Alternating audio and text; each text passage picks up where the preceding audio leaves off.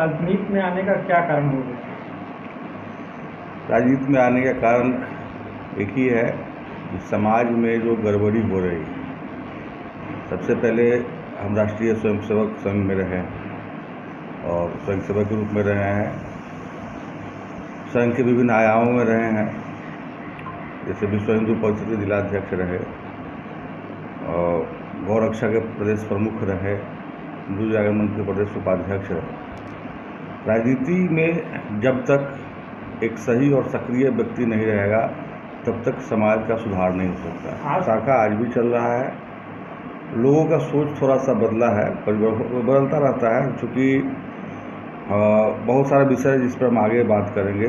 संघ, राष्ट्रीय स्वयंसेवक संघ जो पहले था वही आज भी है, थोड़ा सा और बढ़ा है, संघ का शाखा का संख्या बढ़ा है, ये हम बोल सकते हैं। ऐसा नहीं ये शाखा ख़त्म हो गया, अगर हम शाखा में नहीं जा पा रहे हैं ये अलग बात है, लेकिन संघ का शाखा ख़त्म नहीं हुआ।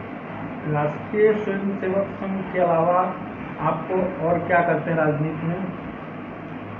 राजनीति में अभी जिला परिषद सदस्य हैं मरवन 22 के। सुना है कि आप दिल्ली भी गए थे पैदल यात्रा, वो क्या कारण हुआ कि दिल्ली जाना पड़ा पैदल में?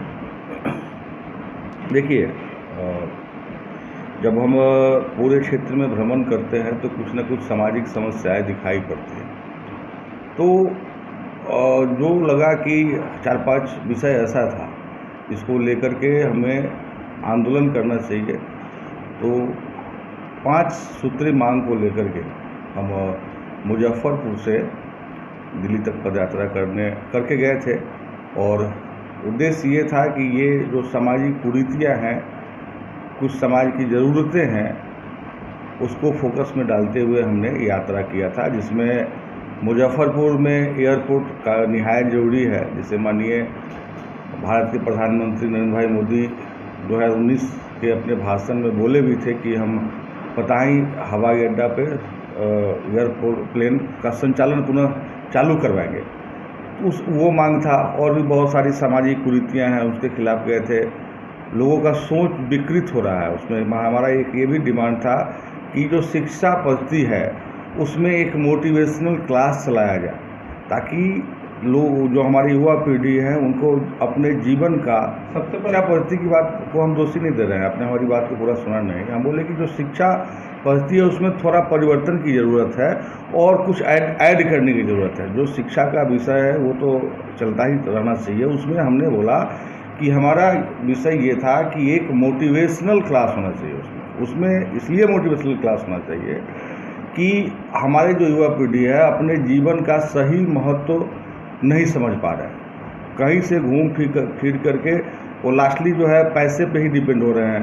अगर आप जनरली, मैं सबकी बात नहीं बोलता हूँ, लेकिन युवा पीढ़ी में जाइएगा जो अभी शिक्षा ग्रहण कर रहे हैं, तो उनसे पूछिएगा, ज़्यादातर लोग, सबकी बात नहीं बोल रहा हूँ, कि आप डॉक्टर बन करके, इंजीनियर बन के क्या करेंगे, तो सबसे पहला, बोले या ना बोले, उनका उद्देश्य होता है कि बहुत पैसा कमाएंगे, बड़ा सा घर खरीदेंगे, बड़ा सा गाड़ी खरीदेंगे, ये करेंगे। वो मतलब अपना व्यक्तिगत जो है डेवलपमेंट की बात करते हैं, जबकि उसमें राष्ट्र सेवा भी होना चाहिए, आम जनता का सेवा होना चाहिए, जीव जंतु का सेवा होना चाहिए, पर्यावरण का रक्षा होना चाहिए। इस तरह का सोच जो है युवाओं के बीच में फर्स्ट स्टेज से ही डालना पड़ेगा, तभी जा कर के हमारा देश जो है, सनातन का ये देश है, जिसे पूरा विश्वगुरु मानने वाले ट्रेंड करेंगे, सही जानकारी देंगे, तभी ये संभव हो पाएगा। जैसे आपको एग्जाम्पल देते हैं, आज के परिवेश में अगर आप कोई भी काम करते हैं, जैसे आप मीडिया बंधु हैं, आप समाज सेवी हैं, राजनीति करते हैं, तो जनरल लोगों से सोचेंगे तो सब लोग का सोच होता है कि कुंदन जी अगर कोई काम कर रहे हैं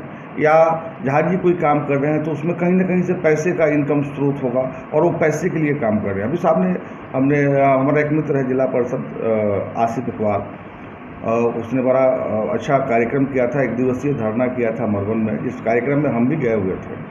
तो वहाँ से कुछ लोगों का जो हमने स्टेटमेंट सुना, उनका कहना था कि ये जो है आसिफ का आपसी सेटिंग, मतलब पैसे का सेटिंग करना चाह रहा है, कुछ उगाही करना चाह रहा है और इसलिए आंदोलन कर रहा है, जबकि ऐसा कुछ विषय नहीं है। विषय ये था कि जो अंचल का कार्यालय का जो गतिविधि है, कार्यकलाप है, वो पब्लिक सेवा के दृष्टिकोण से नहीं चल रहा है, पब्लिक के लिए नहीं हो रहा है, कोई काम पब्लिक का नहीं हो रहा है। तो उसके लिए जो वास्तविक जो समाज सेवी या नेता होगा उसको बोलना चाहिए। अब नेता बोलेगा तो पब्लिक, कुछ लोग उसका गलत कॉन्सेप्ट लेते हैं। तो इन सब विषयों को लेकर के, या बहुत सारे विषय जो हमने अभी इससे पहले ही बोला है कि एक मोटिवेशनल क्लास जब तक हम नहीं चलाएंगे, जीवन का उद्देश्य नहीं समझाएंगे लोगों को, तो लोग अभी सिर्फ और सिर्फ पैसे के आगे पीछे ही घूमना चालू कर दिए हैं और व्यक्तिगत स्वार्थ के आगे पीछे घूमना चालू कर दिए हैं। सनातन का क्या मतलब है? आपने कहा सनातन का क्या मतलब है? सनातन धर्म अपने आप में परिपूर्ण है। सनातन धर्म जो है वो अपने साथ साथ सभी का हित चाहता है। सभी का मतलब जो भी हमारे मतलब पड़ोसी हैं, जीव जंतु हैं, पर्यावरण है। सनातन का अर्थ नहीं, मतलब सनातन का जो सोच है सर्वे संतु निरामया सर्वे संतु, मतलब सबको सुखी रखना है। पहले हम खुद सुखी रहेंगे तो ठीक है, हमको तो सुखी रहना ही है, लेकिन हमारे जो पड़ोसी है उनका भी कल्याण हो, चाहे वो जिस जाति के हो, जिस धर्म के, उनका भी हमको सुख का चिंता करना है। अगर हमारे पास विशेष सुविधा आ रहा है, कुछ एक्स्ट्रा कुछ आ रहा है, तो उससे हमारी कोशिश ये होनी चाहिए कि हमारे पड़ोसी को भी उसमें हिस्सा मिले, ताकि वो भी समृद्ध रहें और हमारा देश भी आगे बढ़े। देश के लिए क्या ज़रूरत है? जीव जंतु हैं। अगर हम अभी क्या है कि लोग जंगल कटवा रहे हैं, नदी नाला जो है उसको मिट्टी भर करके अधिग्रहित कर रहे हैं, तो कहीं ना कहीं से पर्यावरण का नुकसान करने का सोच रहे हैं। ये हमने पहले ही बोला था कि कलयुग हो या सतयुग, जो जिस युग में है हमें उसी युग में चलना होगा। तो इसको ना हम सतयुग में परिवर्तित कर सकते हैं, ना द्वापर, न त्रेता में। कलयुग को ही हमें ठीक करने का प्रयास करना है। ये जरूरी नहीं कि हम जो चाहेंगे वही होगा, लेकिन प्रयास तो करना है। और प्रयास के लिए सबसे पहले जो है फर्स्ट स्टेज जो बच्चे का होता है, बच्चे को जब तक हम सही दिशा नहीं देंगे तो आगे का भविष्य हमारा परिवर्तित नहीं होगा। अब देखिए, आरक्षण के विषय में बहुत ज़्यादा हम नहीं बोलेंगे, लेकिन इतना ज़रूर बोलेंगे कि आरक्षण जो है वो निश्चित रूप से इसलिए निर्धारित किया गया था कि समाज में बहुत मतलब विभिन्नताएँ थी। कोई बहुत अमीर है, कोई बहुत गरीब है। तो ये कोशिश किया गया है आरक्षण के माध्यम से कि जो गरीब हैं उनको विशेष सुविधा दे करके कम से कम जो हमारा देश की स्थिति है समान स्वरूप में आए।